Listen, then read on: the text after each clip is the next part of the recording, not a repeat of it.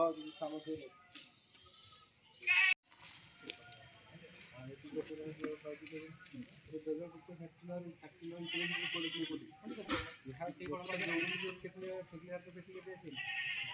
इकडे नाही पडत ना नियम चुकला की काय करतात ते वर जातात आता जास्तीत जास्त तुम्ही म्हणाले सीमा कोरला बांधकाम नाही का घराचा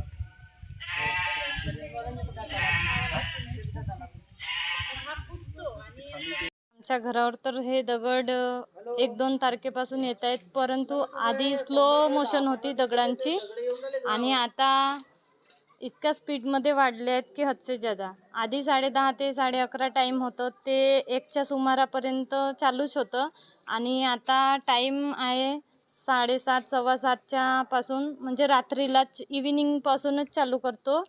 आणि आवाज एवढं होते की टिनावर आणि स्लॅबवर पण मुलं आणि आम्ही म्हणजे सगळे असे घाबरत आहो की कुठलं भूत आलं, कुठलं काय आलं, कुठलं असं जादूटोणं आमच्याच घरावर आलं, अशी पण भीती आमच्या मनामध्ये निर्माण होत आहे. आणि एवढं म्हणजे असं आमच्या घराचं पण नुकसान झालं आणि टिनाचं पण नुकसान झालं. टीन इतकं चेपकलं आहे, ते दगड म्हणजे मारू मारू टिचकलं पण आहे आणि हा पावसाळ्यामध्ये तर तिथून पाणी पण जाण्याची शक्यता आहे. दगड कोणाला लागलं नाही, पण पायापर्यंत आलेला आहे दगड, पायाच्या जवळ आलेला आहे. आणि मोठ्या दगडामध्ये तर आमच्या घरच्या आई म्हणजे माझ्या सासूबाई त्याला लागतच होतं त्यांना, पण बरं झालं की लागलं नाही. आम्ही अंधश्रद्धा निर्मूलनला एक तक्रार केली साकोलीला रंगारी सरांकडे, दुसरी तक्रार डुग्गीपार पोलीस स्टेशनला दिली. पोलीस विभाग से आले होते का? हो, एक सर आले होते, निर्वाण सर डुग्गीपारमधनं. काय सांगितलं त्यांनी? त्यांनी म्हटलं की तुम्ही चोराला शोधा, आम्ही नेऊ, शोधून तुम्ही द्या, आम्ही नेऊ, असं त्यांनी उत्तर दिलं. तर या ठिकाणी सुरेश हरणे म्हणून आहेत, ते माझ्या घरी आले होते की त्यांनी मला ही हकीकत सांगितली. आमचे कार्यकर्त्यांचा सध्या मुख्यमंत्री अनिल किनापूर यांच्या मार्फत मी त्यांना सांगितलं की बाबा पहिल्यांदा तुम्ही पोलीस स्टेशनला रिपोर्ट द्या. आणि आम्ही पहिल्यांदा आलो, मग दुसऱ्यांदा आम्ही त्यांना सांगितलं की तुम्ही एक रिपोर्ट देऊन द्या त्यांच्या माहितीसाठी.